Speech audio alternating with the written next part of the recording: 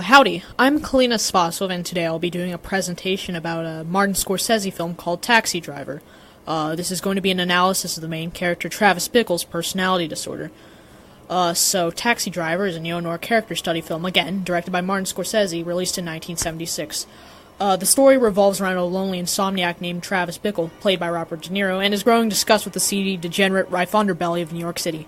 He takes a job as a nighttime taxi driver in an attempt to deal with his chronic insomnia and finds himself descending into insanity, accompanied only by his increasingly violent thoughts. As far as this film's setting goes, shooting took place on New York City's west side at a time when the city was on the brink of bankruptcy due to a fiscal crisis that hit in 1975, a year before the film was actually released.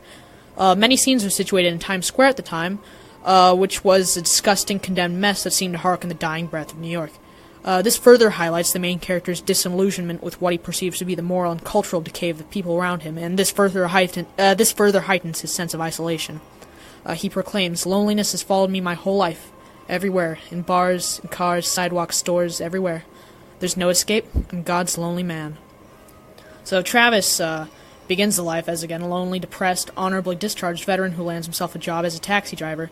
It soon becomes clear that something is very off about him as he internally monologues about cleaning human trash off of New York City streets and begins stalking a young woman named Betsy.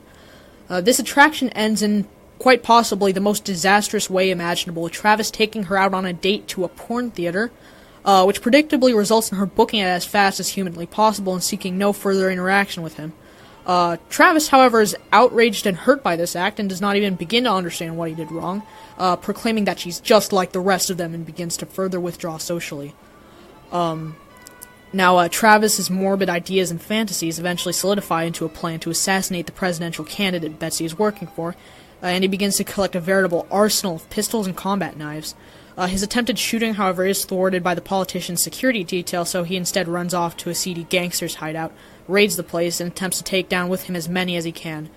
He eventually, however, passes out from blood loss as the police arrive, still haven't taken down 3 people, though. Travis actually miraculously survives, and by the time he wakes up, he finds himself lauded as a hero, his rampage misconstrued by the public as a valiant deed instead of the result of a disillusioned and murderous loner snapping. The film ends with him suddenly checking his rearview mirror in a panic as an alarming noise sounds, his face shaded in red, hinting that Travis hasn't gotten better, and it's only a matter of time before he snaps again. So, much of Travis's behavior appears to align with schizotypal personality disorder, or SPD, a mental disorder characterized by disorganized thinking, severe social isolation, derealization, depersonalization, and strange beliefs. It is not uncommon for sufferers of SPD to be resistant to treatment. In fact, during the film itself, Travis is seen ingesting some nondescript pills. It's unknown if these were, prescribed psychiatric medications, perhaps he had some sort of prior psychiatric history, or an attempt to self-medicate with painkillers. But in a later scene, he states, "There will be no more pills, no more destroyers of my body," which possibly implies that the growing paranoia associated with his SPD is starting to discourage him from taking his medication. So Travis demonstrates many symptoms of PTSD, the following defined by the ICD-10, inappropriate or constricted affect, that is, speak or interact with people with a lot of emotional bluntness, eccentric behavior, poor rapport with others, and a tendency to withdraw socially, odd beliefs, suspiciousness or paranoid ideas, obsessive ruminations. Travis is frequently left alone with his thoughts, so you see those sort of ruminations come to a head by the end of the film. Depersonalization or derealization, or a sense of fakeness of self or fakeness of reality. Vague, circumstantial, metaphorical, over-elaborate, or stereotyped thinking manifested by odd speech or in other ways. Travis seems to demonstrate stereotyped thinking, which is possibly because of his background. He mentions not having much education, and so he tends to speak in odd aphorisms.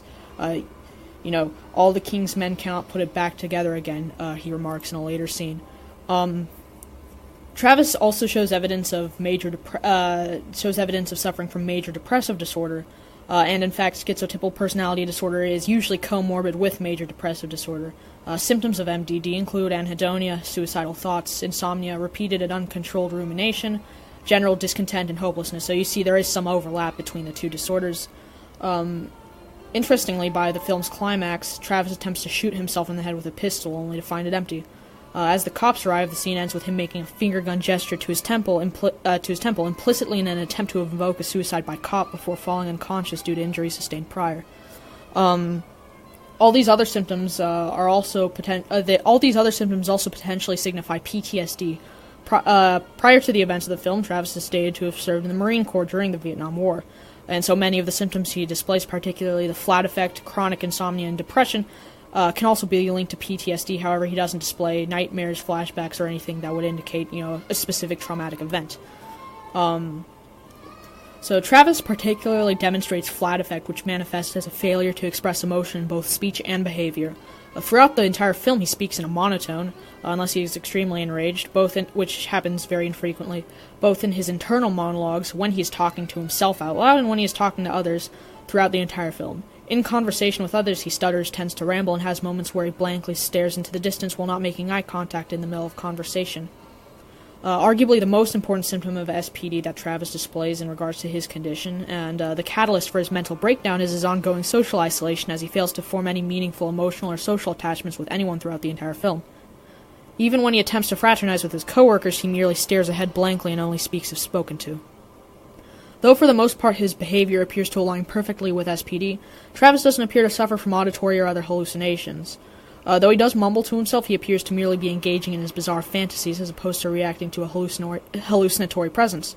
And again, all of the elaborated upon symptoms can be caused and or worsened by each of the aforementioned disorders, that is, again, PTSD and MDD. Now, patients with SPD are often resistant to treatment, and many tend to believe themselves as simply slightly more eccentric than the norm. So they don't really believe that their behavioral patterns merit any sort of treatment, whether it's simply psychotherapy or, some sort of pharmaceutical thing. Travis, while he's clearly aware and suffering due to his chronic loneliness, he doesn't seem to be aware of his growing mental derangement and displays paranoia and distrust of people at large, which would probably impair successful treatment. Although it's not impossible, psychotherapy would likely prove to be initially difficult, but more successful once the therapist manages to establish a rapport, some sort of camaraderie with Travis. Now, as far as pharmaceutical treatment goes, low doses of antipsychotics are sometimes prescribed to schizotypal individuals who demonstrate schizophrenic-like beliefs and behaviors. However, the long-term effectiveness of neuroleptic antipsychotics in cases of SPD is poorly supported. For symptoms of major depressive disorder and SPD, selective serotonin reuptake inhibitors like fluoxetine or sertraline, better known as Prozac or Zoloft, can be administered. Electroconvulsive therapy is also often considered as a last resort treatment for MDD if therapy and medication show little progress.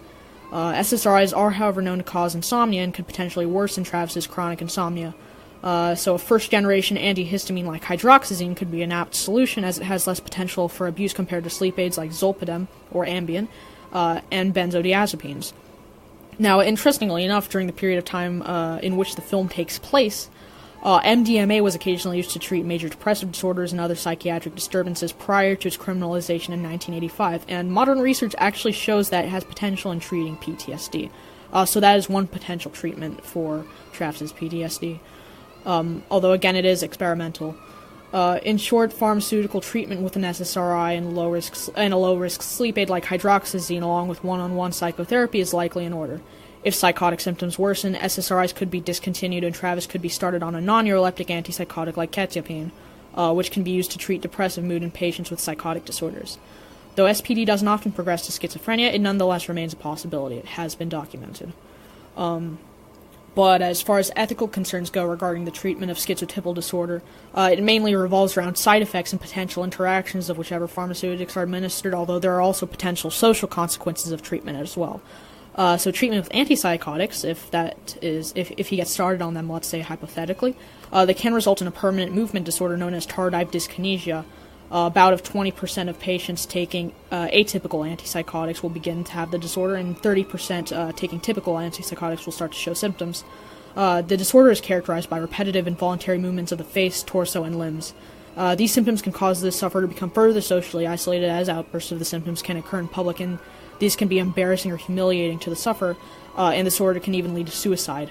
Furthermore, antipsychotics can cause QT interval prolongation, that is to say, the period of time during which the ventricles of the heart repolarize or gain back their electric charge, and this can lead to a fatal ventricular arrhythmia called torsade de pointe, which means literally twisting of points, named after the waveform it displays on an EKG. The risk is augmented if antipsychotics are taken with SSRIs. For Travis's treatment to succeed with a minimal amount of complications, he should be monitored for at least a few weeks after starting pharmaceutical treatment for both psychological and physical side effects. Now, Travis is faced with several situational barriers to treatment, namely, he doesn't appear to have a tangible idea that something is wrong with him psychologically at all. He does suffer from his loneliness, but he doesn't quite have a name to it, so he doesn't seek treatment. Additionally, when he confesses to an acquaintance of his that his thoughts are beginning to turn violent, the acquaintance simply brushes him off, tells him to get laid, and then assures him that things will be alright. It can also be postulated that being a taxi driver in a fiscally gutted New York City doesn't really supply enough income for proper psychiatric treatment, but this is challenged by the fact that Travis manages to turn himself into a walking arsenal of firearms even with the seemingly meager income. So, there is also a cultural stigma against those suffering from mental illness in many countries. Therefore, it is not unreasonable to claim that Travis may end up facing further isolation from his peers should he be admitted into treatment. However, due to his eccentric behavior, those who interact with him often display uneasiness anyway and may deduce that he suffers from some sort of mental disorder without prior knowledge.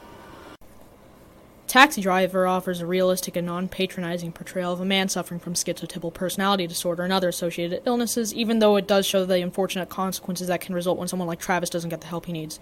However, the portrayal of mental illness in film is not always this subtle or accurate. There is an ongoing stereotype perpetuated in film and other media that the mentally ill are violent, when in reality those suffering from mental disorders are far more likely to be victims of violence than the neurotypical population.